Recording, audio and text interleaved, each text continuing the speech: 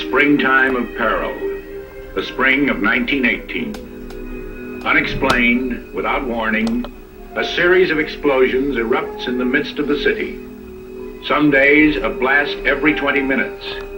In crowded streets, houses, a church where 88 worshippers are killed at Mass.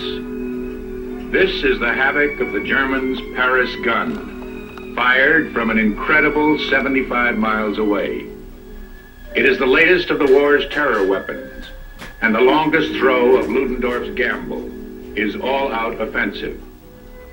As the tide of German menace, held back for 4 years, suddenly rises again, Paris becomes the crossroads of a nervous traffic. Children evacuated to safety, deserters and refugees drifting in. There is talk that the government may abandon the capital, as it did in 1914.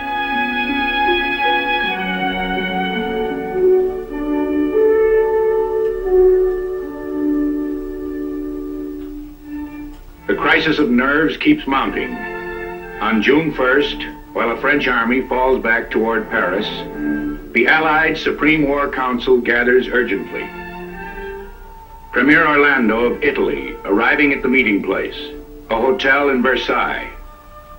Premier Clemenceau of France, who will upbraid the Americans for putting so few men into the battle. Supporting his argument by revealing Britain's desperate manpower figures, Prime Minister Lloyd George. French General Foch, appointed Allied Supreme Commander in these dark hours. And the American military chief, Blackjack Pershing, who will cable the War Department today that the possibility of losing Paris has become apparent. The mood of pessimism enfolds the meeting place. Not one of the Allied leaders realizes that the Germans have overextended themselves, just as they did in 1914. And no one dares hope that the newest, greenest Allied force, the Americans, can stem the tide. The Yanks, proud, noisy, charged with the valor of their own innocence, have been training in France for a year.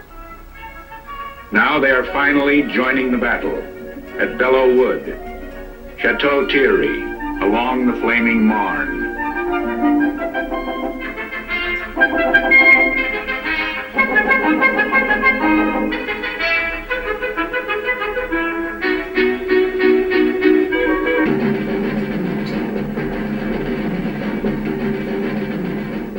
On the Marne in mid-July 1918, the threat to the Allies reaches its high-water mark. But now, after 4 years of deadlock and this long season of peril, the tide of war will finally turn.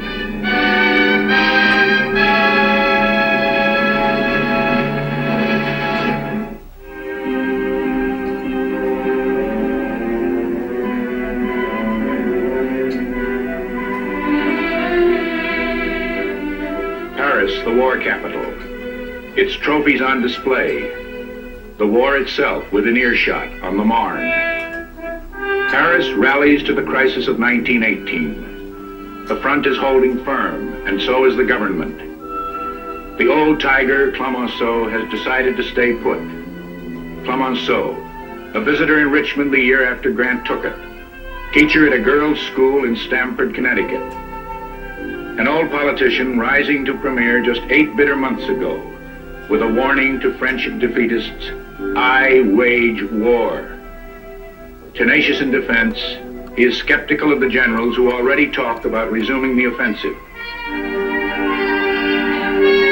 Also full of doubts is Pétain, who revived the French army after the shattering mutinies of 1917, who drew the new attack plan, but now wants to wait. The plan: to counterpunch at the Germans, who have now stretched their lines into 2 deep salients. One toward Amiens in the British sector, the other along the Marne. To chop at the hinge of the 2 salients near Soissons. There will be no more waiting. Now, while the Marne battle still rages, Foch decides to move. He has 2 new assets: Tanks now available by the hundreds, and Americans. 2 divisions, the 1st and 2nd, funneled into a French army for this campaign.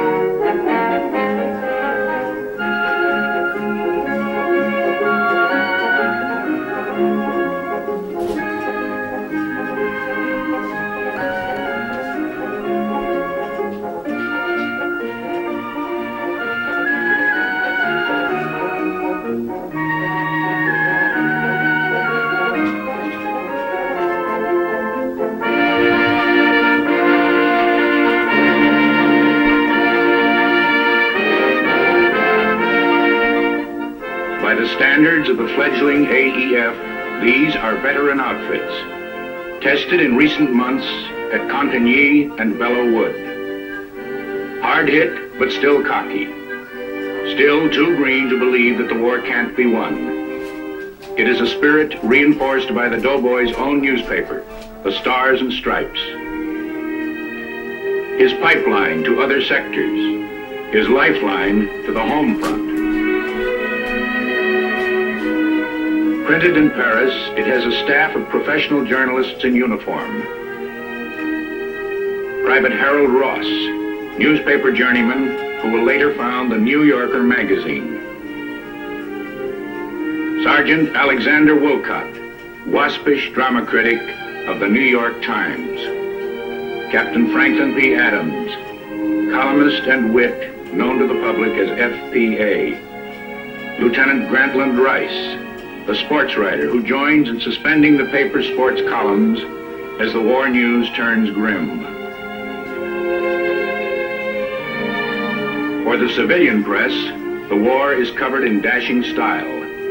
Correspondents like Damon Runyon, en route for the Hearst papers. Roy Howard, head of the United Press, who assigns himself to Paris. Floyd Gibbons, wounded at Belleau Wood, but going up front again.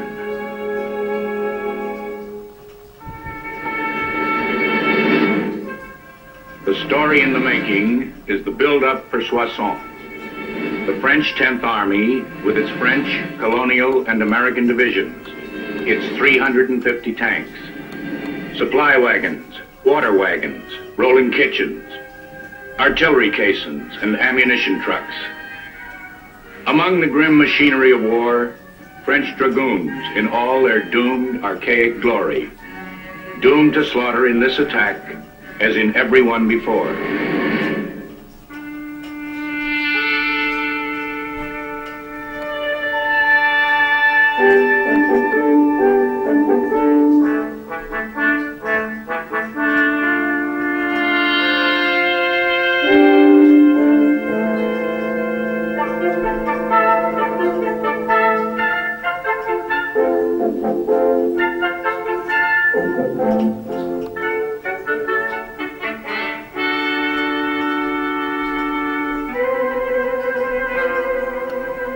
The tanks are cranky and thin-plated, but they will jolt the German defenders whose armor is negligible. Tanks and infantry will jump off together. A shock attack. No artillery beforehand. 0 hour on the morning of July 18th, 1918.